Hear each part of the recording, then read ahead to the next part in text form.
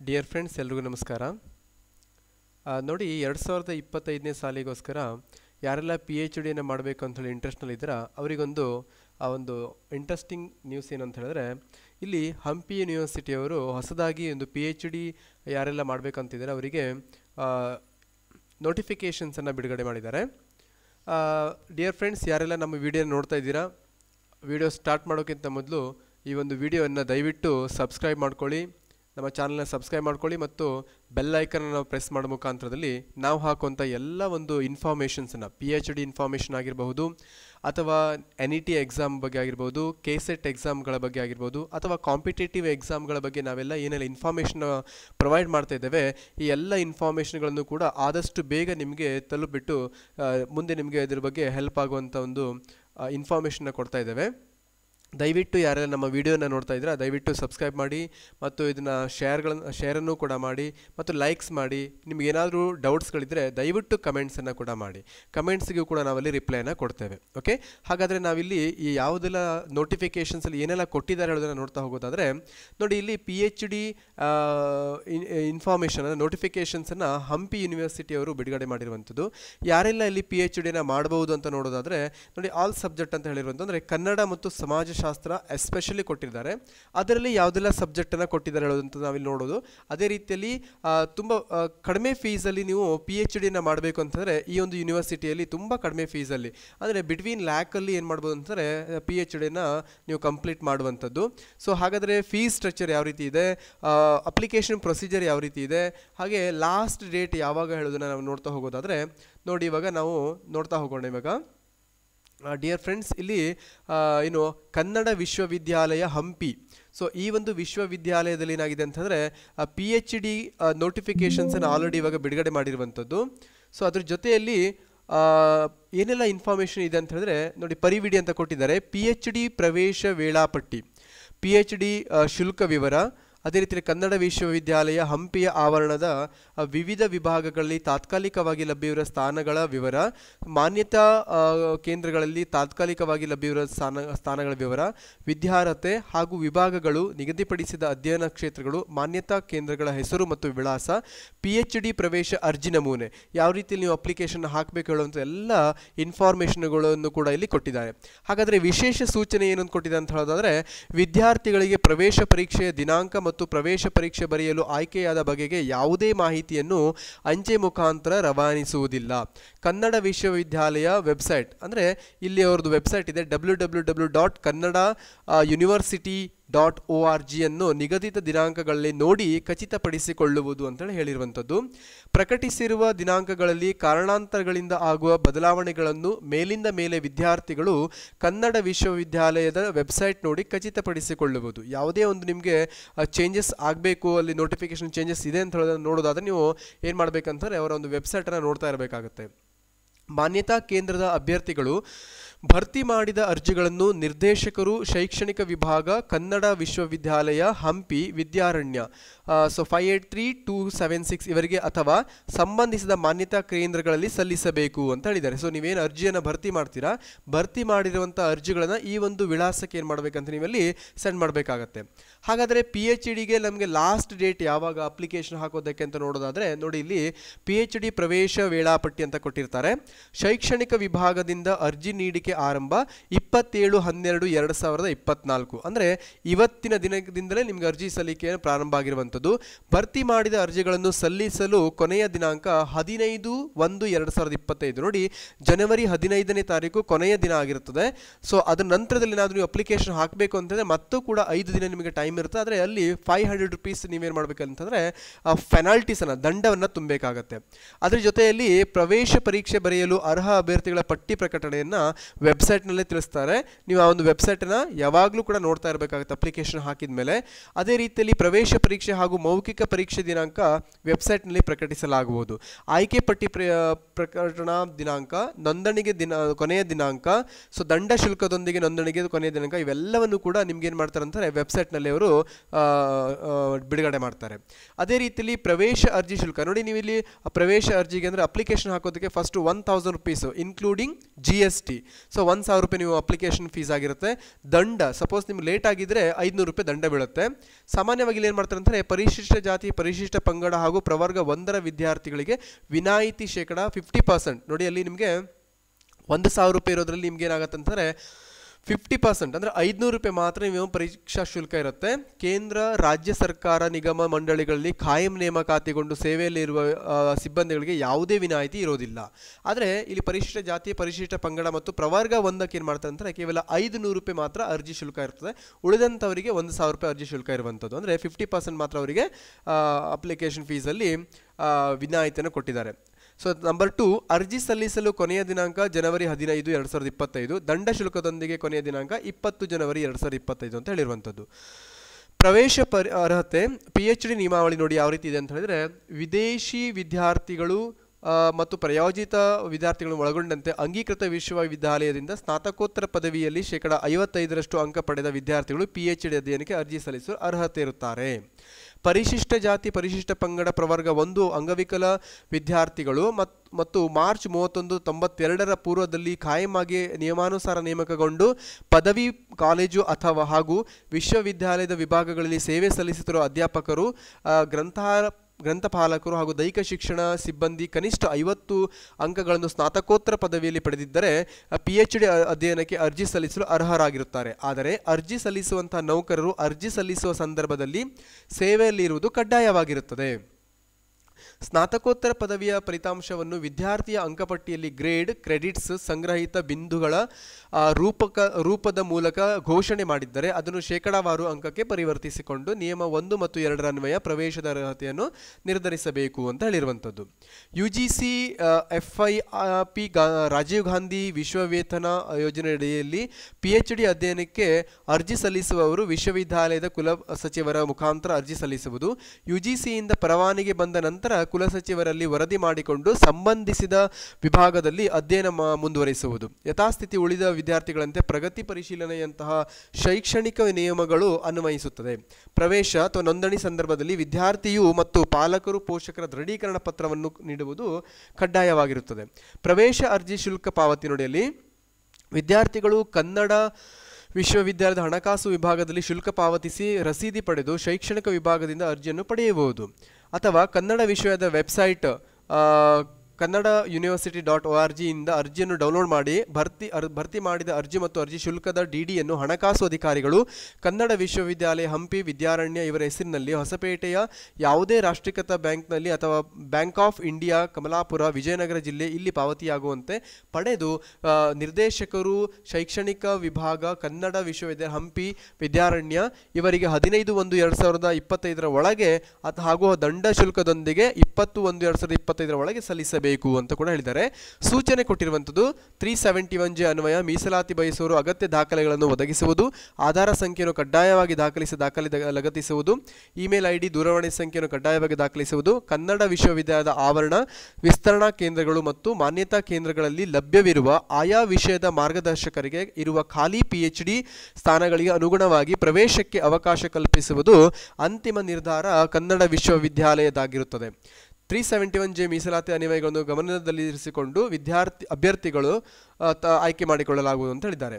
So ಪ್ರವೇಶ ಪರೀಕ್ಷೆ ಫಲಿತಾಂಶ ಮತ್ತು ಆಯ್ಕೆ ಪಟ್ಟಿ ಪ್ರಕಟಣೆ ಹಾಗೂ ಹೆಚ್ಚಿನ ವಿವರಗಳಿಗೆ ಕನ್ನಡ ವಿಶ್ವವಿದ್ಯಾಲಯದ ವೆಬ್ಸೈಟ್ ಅಥವಾ ಶೈಕ್ಷಣಿಕ ವಿಭಾಗ ಕನ್ನಡ ವಿಶ್ವವಿದ್ಯಾಲಯ ಹಂಪಿ ವಿದ್ಯಾರಣ್ಯ ಇಲ್ಲಿ ದೂರವಾಣಿಯ ಮೂಲಕ ಪಡೆಯಬಹುದಾಗಿದೆ. ಯಾವುದೇ ಪತ್ರ ವ್ಯವಹಾರಕ್ಕೆ ಅವಕಾಶ ಇರುವುದಿಲ್ಲ ಅಂತ ಕೂಡ ಹೇಳಿರುವಂಥದ್ದು. ಅದೇ ರೀತಿಯಲ್ಲಿ ಮುಂದಿನದಾಗ ನೋಡಬೇಕು ಅಂತ ನಾವಿಲ್ಲಿ ನೋಡಿ ಇಲ್ಲಿ ಯಾವುದೆಲ್ಲ ಅಂಶಕ್ಕೆ ನಮಗಿಲ್ಲಿ ಶುಲ್ಕವನ್ನು ಕೊಟ್ಟಿದ್ದಾರೆ ಹೇಳೋದಾದರೆ ನೀವು ಎಷ್ಟು ಮ್ಯಾಕ್ಸಿಮಮ್ ಅಮೌಂಟನ್ನು ಪ್ರೊವೈಡ್ ಮಾಡ್ಬೋದು ಅಂತ ಹೇಳೋದಾದರೆ ನೋಡಿ 1ನೇ ಹಂತ PhD ಶುಲ್ಕ ಯಾವ ರೀತಿ ಇದೆ ಅಂತ ಹೇಳಿದ್ರೆ ಫಸ್ಟ್ ಇಯರಲ್ಲಿ ನೀವೇನು ಮಾಡ್ತೀರಾ ಮ್ಯಾಕ್ಸಿಮಮ್ ₹19,000 ಅಂತ ಇದೆ. ಅದರಲ್ಲಿ ಪ್ರವೇಶ ಶುಲ್ಕ 1,000, ತಾತ್ಕಾಲಿಕ ನೋಂದಣಿ ಶುಲ್ಕ 2,000, ಕೋರ್ಸ್ ವರ್ಕಿಗೆ 5,000, ಅರ್ಧವಾರ್ಷಿಕ ಅಧ್ಯಯನಕ್ಕೆ 5,000, ಗ್ರಂಥಾಲಯ ಶುಲ್ಕ 2,000, ವೈದ್ಯಕೀಯ ಶುಲ್ಕ 1,000, ಇಂಟರ್ನೆಟ್ ಶುಲ್ಕ 1,000, ಕ್ರೀಡಾ ಶುಲ್ಕ 1,000, ಕ್ರೀಡಾ ಶುಲ್ಕ ಹಾಗೆ ಸ್ಥಾಯಿ ನಿಧಿ ಶುಲ್ಕ 1,000, ಟೋಟಲ್ 19,000, 19,000 ಪ್ರಥಮ ವರ್ಷಕ್ಕೆ. ಎರಡನೇ ಹಂತದಲ್ಲಿ ನೀವೇನು ಮಾಡಬೇಕಂತಂದರೆ ಕೃತಿ ಚೌರ್ಯ ತಡೆ ಶುಲ್ಕ 1,000, ಪ್ರಬಂಧ ಸಲ್ಲಿಕೆ ಶುಲ್ಕ 10,000, ಘಟಿಕೋತ್ಸವ ಶುಲ್ಕ 3,000, ಟೋಟಲ್ 14,000 ಎರಡನೇ ಹಂತದಲ್ಲಿರುತ್ತೆ. ಮೂರನೇ ಹಂತದಲ್ಲಿ ಏನಾಗುತ್ತೆ ಅಂತಂದರೆ ಅವಧಿ ವಿಸ್ತರಣೆ ಏನಾದರೂ ಮಾಡಿದರೆ ನೀವು ಅಂದರೆ 3 ವರ್ಷಕ್ಕಿಂತ ಅಥವಾ 2 ವರ್ಷಕ್ಕಿಂತ ಜಾಸ್ತಿ ಅವಧಿ ವಿಸ್ತರಣೆ ಮಾಡ್ತೀರಾ ಅಂತಾರೆ ಅದಕ್ಕೆ 10,000 ರೂಪಾಯಿ ಕೊಡಬೇಕಾಗುತ್ತೆ. ಅರ್ಧವಾರ್ಷಿಕ ಅಧ್ಯಯನ ಶುಲ್ಕ ಆದರೆ 2,000, ಅರ್ಧವಾರ್ಷಿಕ ಅಧ್ಯಯನ ಶುಲ್ಕ ಮತ್ತೆ 5,000, ಪ್ರಬಂಧ ಮರುಸಲ್ಲಿಕೆ 7,000, ಮರು ನೋಂದಣಿ 5,000. ಇದೇ ರೀತಿಯಲ್ಲಿ ಎಲ್ಲ ಒಂದು ವಲಸೆ ಪ್ರಮಾಣ ಪತ್ರ, ವ್ಯಾಸಂಗ ಪ್ರಮಾಣ ಪತ್ರ, ಪ್ರಬಂಧ ಸಲ್ಲಿಕೆ, ಶೀರ್ಷಿಕೆ ಬದಲಾವಣೆ, ಆಂತರಿಕದಿಂದ ಬಾಹ್ಯದಿಂದ ಆಂತರಿಕ ಬದಲಾವಣೆ, ಇವೆಲ್ಲ ಸೇರಿಬಿಟ್ಟು ನಿಮ್ಗೆ ಏನಾಗುತ್ತೆ ಅಂತಾರೆ ಒಂದಿಷ್ಟು ಅಮೌಂಟ್ಗಳಾಗುತ್ತೆ ಕೊಟ್ಟಿದ್ದಾರೆ 3ನೇ ಹಂತದಲ್ಲಿ ಎಷ್ಟೆಷ್ಟು ಆಗುತ್ತೆ ಅಂತ ಹೇಳ್ಬಿಟ್ಟು. ಇದೆಲ್ಲ ಸೇರಿಬಿಟ್ಟು ನಿಮಗೆ ಬಿಟ್ವೀನ್ 1 lakh ರೂಪೀಸಲ್ಲಿ ನಿಮ್ಮ ಒಂದು PhD ಕಂಪ್ಲೀಟ್ ಆಗುವಂಥದ್ದು ನಾವಿಲ್ಲಿ ನೋಡಬಹುದು. 1ನೇ ಮತ್ತು 2ನೇ ಹಂತದ ಶುಲ್ಕಗಳಲ್ಲಿ ಮಾತ್ರ ಪರಿಶಿಷ್ಟ ಜಾತಿ, ಪರಿಶಿಷ್ಟ ಪಂಗಡ ಹಾಗೂ ಪ್ರವರ್ಗ 1ರ ವಿದ್ಯಾರ್ಥಿಗಳಿಗೆ ಶುಲ್ಕದಲ್ಲಿ ಶೇಕಡ 50% ನೋಡಿ ಎಷ್ಟು ನಿಮಗೆ ವಿನಾಯಿತಿ ಇದೆ ಅಂತಂದರೆ 1ನೇ ಮತ್ತು 2ನೇ ಹಂತದಲ್ಲಿ 50% ಯಾರಿಗೆ ಪರಿಶಿಷ್ಟ ಜಾತಿ, ಪರಿಶಿಷ್ಟ ಪಂಗಡ ಹಾಗೂ ಪ್ರವರ್ಗ 1 ಇವರಿಗೆ 50% ಏನು ಮಾಡ್ತಾರೆ ಅಂತ ರಿಯಾಯಿತಿಗಳನ್ನು ಕೂಡ ಕೊಡ್ತಾ ಇದ್ದಾರೆ. ಕೇಂದ್ರ ರಾಜ್ಯ ಸರ್ಕಾರದ ಅನುದಾನಿತ ನಿಗಮ ಮಂಡಳಿ ಸಂಸ್ಥೆಗಳು ಹಾಗೂ ಇಲಾಖೆಗಳಲ್ಲಿ ಖಾಯಂ ಉದ್ಯೋಗಿಗಳಾದವರಿಗೆ ಶುಲ್ಕದಲ್ಲಿ ಯಾವುದೇ ವಿನಾಯಿತಿ ಇರುವುದಿಲ್ಲ ಅಂತ ಹೇಳಿದ್ದಾರೆ. ಹಾಗಾದರೆ ಯಾವುದೆಲ್ಲ ಪ್ಲೇಸಲ್ಲಿ ಇದೆ ಅಂತ ಹೇಳೋದು ನೋಡೋದಾದರೆ ಯಾವುದೆಲ್ಲ ಸಬ್ಜೆಕ್ಟ್ನಲ್ಲಿ ಅಂದರೆ ಕನ್ನಡ ವಿಶ್ವವಿದ್ಯಾಲಯ ಹಂಪಿಯ ಆವರಣದ ವಿವಿಧ ಅಧ್ಯಯನ ವಿಭಾಗಗಳಲ್ಲಿ ತಾತ್ಕಾಲಿಕವಾಗಿ ಲಭ್ಯವಿರುವ ಸ್ಥಾನಗಳ ವಿವರ ಯಾವ ರೀತಿ ಇದೆ ಅಂತ ಹೇಳಿದ್ರೆ, ನಾವು ತಾತ್ಕಾಲಿಕವಾಗಿ PhD ಸೀಟ್ಗಳು ಯಾವ ರೀತಿ ಇದೆ ಈಗ ಸದ್ಯಕ್ಕೆ ಇರುವಂಥದ್ದು ಅಂತ ಹೇಳಿದ್ರೆ ಭಾಷಾ ನಿಕಾಯ ಅಂದರೆ ಏನಾಗುತ್ತೆ ನೆಕ್ಸ್ಟ್ ನೀವು ತಾತ್ಕಾಲಿಕ ಅಂತ ಹೇಳಿದ್ರೆ ಇದು ಇಷ್ಟೇ ಅಂತ ಹೇಳುವಂಥದ್ದಲ್ಲ. ಸೊ ನೆಕ್ಸ್ಟ್ ಮತ್ತು ಜಾಸ್ತಿ ಕೂಡ ಆಗುತ್ತೆ ಅಂದರೆ ಯಾರ್ದೆಲ್ಲ PhD ಈ ವರ್ಷ ಕಂಪ್ಲೀಟ್ ಆಗುತ್ತೆ ಸೊ ಮತ್ತೆ ಅಲ್ಲಿ ಆ್ಯಡ್ ಆಗ್ತಾ ಹೋಗುತ್ತೆ. ಸೊ ಯಾರೆಲ್ಲ ಮತ್ತೆ ಎಕ್ಸಾಮ್ ಕ್ಲಿಯರ್ ಮಾಡ್ಕೋತಾರೆ ಅವ್ರಿಗೆ ಮತ್ತೆ ಕೂಡ ಸೀಟನ್ನು ಮತ್ತೆ ಅಡಿಷ್ನಲ್ ಅವರು ಕೊಡ್ತಾರೆ ಹೇಳುವಂಥದ್ದು. ಭಾಷಾ ನಿಕಾಯ ಅದರಲ್ಲಿ ಕನ್ನಡ ಸಾಹಿತ್ಯ ಅಧ್ಯಯನ ವಿಭಾಗದಲ್ಲಿ 2 ಇದೆ, ಸದ್ಯಕ್ಕೆ 2 ಇದೆ ಅಂಥೇಳಿ ಅಂದರೆ ಮತ್ತು ಜಾಸ್ತಿ ಆಗುತ್ತೆ. ಅದು ಕನ್ನಡ ಭಾಷಾಧ್ಯಯನ ವಿಭಾಗದಲ್ಲಿ 5 ಇದೆ, ಜಾಸ್ತಿ ಆಗುತ್ತೆ. ದ್ರಾವಿಡ ಸಂಸ್ಕೃತಿ ಅಧ್ಯಯನ ವಿಭಾಗದಲ್ಲಿ 4 ಇದೆ ಸದ್ಯಕ್ಕೆ, ಮಹಿಳಾ ಅಧ್ಯಯನ ವಿಭಾಗದಲ್ಲಿ ಸದ್ಯಕ್ಕೆ 5 ಇದೆ, ಹಸ್ತಪ್ರತಿಶಾಸ್ತ್ರ ವಿಭಾಗದಲ್ಲಿ 8 ಇದೆ, ಕುವೆಂಪು ಕನ್ನಡ ವಿಶ್ವ ಅಧ್ಯಯನ ಕೇಂದ್ರ ಕುಪ್ಪಳ್ಳಿಯಲ್ಲಿ 6 ಇದೆ, ಸಮಾಜ ವಿಜ್ಞಾನ ನಿಕಾಯದಲ್ಲಿ ಚರಿತ್ರೆಗೆ 8 ಇದೆ, ಪ್ರಾಚೀನ ಇತಿಹಾಸ ಮತ್ತು ಪುರಾತತ್ವ ಅಧ್ಯಯನ ವಿಭಾಗದಲ್ಲಿ 5 ಸೀಟ್ ಇದೆ, ಶಾಸನ ವಿಭಾಗದಲ್ಲಿ 2 ಇದೆ, ಅಭಿವೃದ್ಧಿ ಅಧ್ಯಯನ ವಿಭಾಗದಲ್ಲಿ 11 ಇದೆ, ಜಾನಪದ ಅಧ್ಯಯನ ವಿಭಾಗದಲ್ಲಿ 3 ಇದೆ, ಮಾನವಶಾಸ್ತ್ರ ವಿಭಾಗದಲ್ಲಿ 10 ಪೋಸ್ಟ್ ಇದೆ. ಸೊ ಬುಡಕಟ್ಟು ಅಧ್ಯಯನ ವಿಭಾಗದಲ್ಲಿ 5 ಇದೆ. ಸೊ ಸೂಚನೆ ಏನು ಕೊಟ್ಟಿದ್ದಾರೆ ಅಂತಂದರೆ ಭಾಷಾ ನಿಕಾಯ ಅಧ್ಯಯನ ವಿಭಾಗಗಳಲ್ಲಿ PhD ಸೀಟುಗಳಲ್ಲಿ MA PhD ಸಂಯೋಜಿತ ಪದವಿ ಸ್ಥಾನಗಳು ಒಳಗೊಂಡಿರುತ್ತದೆ ಅಂತ ಹೇಳ್ಕೊಡಿ. ಅಂದರೆ MA ಕೂಡ ಮಾಡಿದಂಥವ್ರು ಕೂಡ ಅಲ್ಲಿ ಏನು ಮಾಡ್ಬೋದು ಅಂತಾರೆ ಅವರಿಗೂ ಕೂಡ ಏನು ಮಾಡ್ತಾರೆ ಕೊಡ್ತಾರೆ ಅಂತ ಹೇಳಿ. ಕನ್ನಡ ವಿಶ್ವವಿದ್ಯಾಲಯ ಹಂಪಿ ಮಾನ್ಯತಾ ಕೇಂದ್ರಗಳಲ್ಲಿ ತಾತ್ಕಾಲಿಕವಾಗಿ ಲಭ್ಯವಿರುವ ಸ್ಥಾನಗಳ ವಿವರ ನೋಡಿ ಇಲ್ಲಿ ಅಂದರೆ ನೀವು ಆ ಒಂದು ಕೇಂದ್ರಗಳಲ್ಲಿ ಹೋಗ್ಬಿಟ್ಟು ನೀವು ಮಾಡುವಂಥದ್ದು ಯಾವ್ಯಾವ ಕೇಂದ್ರ ಅಂತ ಹೇಳಿದ್ರೆ ರಾಷ್ಟ್ರಕವಿ ಗೋವಿಂದ ಪೈ ಸಂಶೋಧನಾ ಕೇಂದ್ರ ಉಡುಪಿ. ಸೊ ನೀವು ಉಡುಪಿಯಲ್ಲೂ ಕೂಡ ಈ ಒಂದು ಏನು PhDನ ಮಾಡಬಹುದು. ಎಲ್ಲಿ ಅಲ್ಲಿ ಕನ್ನಡ 2 ಇದೆ, ಚರಿತ್ರೆ 2 ಇದೆ, ಟೋಟಲ್ 5 ಇದೆ. BM ಶ್ರೀ ಸ್ಮಾರಕ ಪ್ರತಿಷ್ಠಾನ ಬೆಂಗಳೂರು ಇದರಲ್ಲಿ 1 ಪೋಸ್ಟ್ ಇರೋದಿಲ್ಲ. ಡಾಕ್ಟರ್ ಹಾಮಾನ ಸಂಶೋಧನಾ ಕೇಂದ್ರ ಉಜಿರೆ ಇದರಲ್ಲಿ ಕನ್ನಡಕ್ಕೆ 9 ಇದೆ, ಚರಿತ್ರೆಗೆ 11 ಇದೆ, ಅಭಿವೃದ್ಧಿಗೆ 12 ಇದೆ, ಟೋಟಲ್ 32 ಸೀಟ್ ಇದೆ. ಕರ್ನಾಟಕ ಥಿಯೋಲಾಜಿಕಲ್ ಸಂಶೋಧನಾ ಕೇಂದ್ರ ಮಂಗಳೂರು ಇದರಲ್ಲಿ ಕನ್ನಡದಲ್ಲಿ 9, ಚರಿತ್ರೆಗೆ 13 ಆ್ಯಂಡ್ ಅಭಿವೃದ್ಧಿಗೆ 15, ಟೋಟಲ್ 5, ಟೋಟಲ್ 27 ಇದೆ. ಕರ್ನಾಟಕ ಸಂಘ ಮಂಡ್ಯ ಇದರಲ್ಲಿ ಚರಿತ್ರೆಗೆ 4 ಇದೆ. BR ದರೂರು ಸಂಶೋಧನಾ ಕೇಂದ್ರ ಹಾರೂಗೇರಿ ಕನ್ನಡಕ್ಕೆ 13 ಇದೆ, ಚರಿತ್ರೆಗೆ 13 ಇದೆ ಮತ್ತು ಅಭಿವೃದ್ಧಿಗೆ 11 ಇದೆ, ಟೋಟಲ್ 37 ಇದೆ. ಡಾಕ್ಟರ್ ಫಗು ಹಳಕಟ್ಟಿ ಸಂಶೋಧನಾ ಕೇಂದ್ರ ವಿಜಯಪುರ ಇದರಲ್ಲಿ ಕನ್ನಡ 12, ಚರಿತ್ರೆ 13 ಮತ್ತು ಒಟ್ಟು 25 ಇದೆ.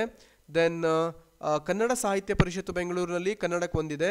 ಬಸವೇಶ್ವರ ವೀರಶೈವ ವಿದ್ಯಾವರ್ಧಕ ಸಂಘ ಬಾಗಲಕೋಟೆ ಇದರಲ್ಲಿ ಕನ್ನಡದಲ್ಲಿ 4 ಇದೆ ಮತ್ತು ಚರಿತ್ರೆಗೆ 1 ಇದೆ. JSS ಡಾಕ್ಟರ್ ವೀರೇಂದ್ರ ಹೆಗಡೆ ಸಂಶೋಧನಾ ಕೇಂದ್ರ ಧಾರವಾಡ ಇದರಲ್ಲಿ ಕನ್ನಡಕ್ಕೆ 3 ಇದೆ, ಚರಿತ್ರೆಗೆ 2 ಇದೆ. ಸರ್ಕಾರಿ ಕಲಾ ಮಹಾವಿದ್ಯಾಲಯ ಚಿತ್ರದುರ್ಗ ಇಲ್ಲಿ 1 ಇಲ್ಲ. ವೀರಶೈವ ಮಹಾವಿದ್ಯಾಲಯ ಬಳ್ಳಾರಿ ಕನ್ನಡಕ್ಕೆ 8 ಇದೆ, ಅದೇ ರೀತಿಯಲ್ಲಿ ಅಭಿವೃದ್ಧಿಗೆ 7 ಇದೆ, ಟೋಟಲ್ 15 ಇದೆ. ಸೊ ಇದೇ ರೀತಿಯಲ್ಲಿ ಸದ್ಗುರು ಬಸವಾರೂಢ ಸ್ವಾಮೀಜಿ ಹೂವಿನ ಹಿಪ್ಪರಿಗೆಯಲ್ಲಿ 13 ಪೋಸ್ಟ್ ಇದೆ. ಆಮೇಲೆ ಲಿಂಗಸೂರಿನಲ್ಲಿ ಕನ್ನಡ 1 ಇದೆ, ನೆಕ್ಸ್ಟ್ 2 ಮತ್ತು 4 ಟೋಟಲ್ 7 ಇದೆ. ಇದೇ ರೀತಿಯಲ್ಲಿ ಹಲವಾರು ಪೋಸ್ಟ್ ಟೋಟಲ್ 258 ಪೋಸ್ಟ್ ಇರುವಂಥದ್ದು.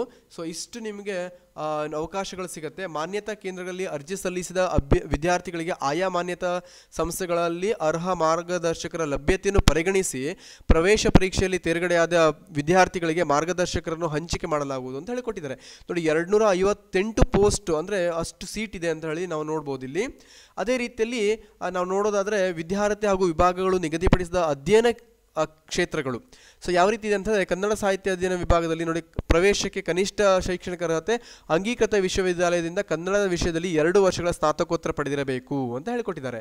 ಸೊ ಯಾವ್ಯಾವ ಪ್ಲೇಸಲ್ಲಿ ನೀವು ಮಾಡ್ಬೋದು ಅಲ್ಲಿ ಅಂತಂದರೆ, ಸಂಶೋಧನೆ, ವಿಮರ್ಶೆ, ಚಿಂತನೆ, ವೈಚಾರಿಕ, ಲಲಿತ ಪ್ರಬಂಧ, ಕತೆ, ಕಾದಂಬರಿ, ಕಾವ್ಯ, ನಾಟಕ, ತೌಲನಿಕ, ಅನುವಾದ ಮುಂತಾದ ಸಾಹಿತ್ಯ ಪ್ರಕಾರಗಳು, ಅಧ್ಯಯನ, ತಾತ್ವಿಕ ಸ್ವರೂಪ ಕುರಿತು ಸಂಶೋಧನೆ, ವಿಮರ್ಶೆ, ಚಂಪು ಸಾಹಿತ್ಯ, ವಚನ ಸಾಹಿತ್ಯ, ದಾಸ ಸಾಹಿತ್ಯ, ಪುರಾಣ ಸಾಹಿತ್ಯ, ತತ್ವ ಪರೀಕ್ಷೆ ಸಾಹಿತ್ಯ ಮತ್ತು ಸಂಪಾದನೆಗಳು, ಈ ರೀತಿಯಲ್ಲಿ ಎಲ್ಲ ಒಂದು ಭಾಗಗಳಲ್ಲೂ ಕೂಡ ಏನು ಮಾಡ್ಬೋದು ಅಂತಾರೆ, ನೀವು ಅಲ್ಲಿ PhDನ ಮಾಡ್ಬೋದು. ಕನ್ನಡ ಭಾಷಾಧ್ಯಯನ ವಿಭಾಗದಲ್ಲಿ ಕೂಡ 2 ವರ್ಷಗಳ ಸ್ನಾತಕೋತ್ತರ ಕಂಪ್ಲೀಟ್ ಮಾಡಿರಬೇಕು.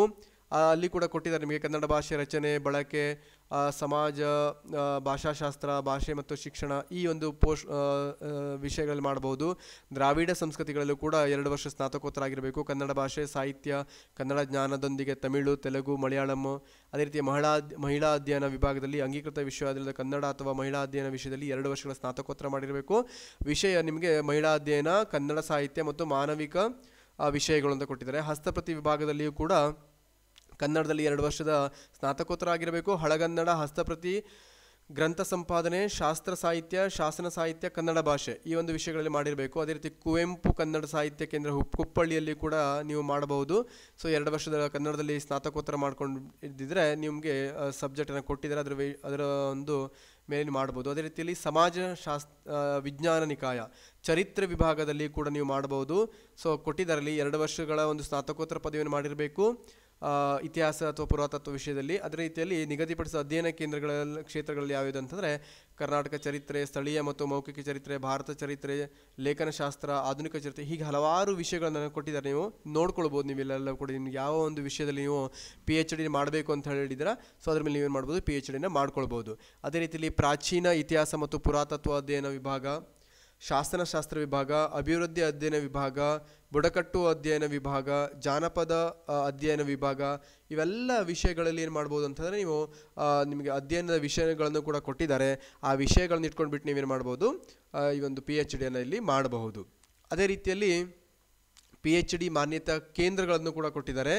ಸೊ ಮಾನ್ಯತಾ ಸಂಸ್ಥೆಗಳು ಅಂತ ಹೇಳಿದ್ರೆ, ಧಾರವಾಡ ಕೊಟ್ಟಿದ್ದಾರೆ, ಚಿತ್ರದುರ್ಗ ಇದೆ, ಬಳ್ಳಾರಿ ಇದೆ, ಅದೇ ರೀತಿಯಲ್ಲಿ ಉಜಿರೆ ಇದೆ, ಬೆಂಗಳೂರಿದೆ, ಉಡುಪಿ ಇದೆ, ಮಂಗಳೂರಿದೆ, ಕಲಬುರಗಿ, ಧಾರವಾಡ, ಮಂಡ್ಯ, ಆಮೇಲೆ ಹಾರುಗೇರಿ, ಬೀದರ್, ವಿಜಯಪುರ, ಹೂವಿನ ಹಿಪ್ಪರಗಿ, ಇದೆಲ್ಲ ಒಂದು ನಿಮಗೆ ಅಡ್ರೆಸ್ಸನ್ನು ಕೂಡ ಕೊಟ್ಟಿದ್ದಾರೆ. ನೀವು ಕಾಂಟ್ಯಾಕ್ಟ್ ನಂಬರು ಕೂಡ ಕೊಟ್ಟಿದ್ದಾರೆ. ಕಾಂಟ್ಯಾಕ್ಟನ್ನು ಮಾಡಿಕೊಂಡು ಕೂಡ ನೀವೇನು ಮಾಡ್ಬೋದು ಅಂತಂದರೆ, ಇನ್ಫಾರ್ಮೇಷನ್ಗಳನ್ನು ಕೂಡ ಕಲೆಕ್ಟ್ ಮಾಡ್ಬೋದು. ಅಲ್ಲಿ ಎಷ್ಟು ಪೋಸ್ಟ್ ಇದೆ, ಯಾರೆಲ್ಲ ಅಪ್ಲಿಕೇಶನ್ ಹಾಕ್ಬೋದು ಹೇಳೋದನ್ನು ಕೂಡ ಕೊಟ್ಟಿದ್ದಾರೆ. ಅದೇ ರೀತಿ ನಾವೀಗ ಅಪ್ಲಿಕೇಶನ್ಸ್ ನೋಡಿ, ಅಲ್ಲಿ PhD ಅಪ್ಲಿಕೇಶನ್ಸ್ ಅಂತ ಕೊಟ್ಟಿದ್ದಾರೆ. ಈ ಒಂದು ಅಪ್ಲಿಕೇಶನ್ಸ್ ನೀವೇನು ಮಾಡಬೇಕಂತಂದರೆ, ಈ ಒಂದು ವೆಬ್ಸೈಟ್ಗೆ ಹೋಗ್ಬಿಟ್ಟು, ಇವರ ಏನು ಕನ್ನಡ ವಿಶ್ವವಿದ್ಯಾಲಯ ವೆಬ್ಸೈಟ್ ಏನಿದೆಯಲ್ಲ, ಆ ವೆಬ್ಸೈಟ್ಗೆ ಹೋಗ್ಬಿಟ್ಟು ಒಂದು ಅಪ್ಲಿಕೇಶನ್ಸನ್ನು ಡೌನ್ಲೋಡ್ ಮಾಡ್ಕೊಂಡ್ಬಿಟ್ಟು ನೀವೇನು ಮಾಡ್ಬೋದು, ಆ ಅಪ್ಲಿಕೇಶನ್ಸನ್ನು ಹಾಕಿಬಿಟ್ಟು ಅದ್ರ ಜೊತೆಲಿ DD ಅನ್ನು 1000 ರೂಪೀಸ್ DD ಇದೆ. ಕೆಲವೊಂದಿಷ್ಟು ಕ್ಯಾಟಗರಿಗೆ 50% ರಿಸರ್ವೇಷನ್ ಕೊಟ್ಟಿದ್ದಾರೆ.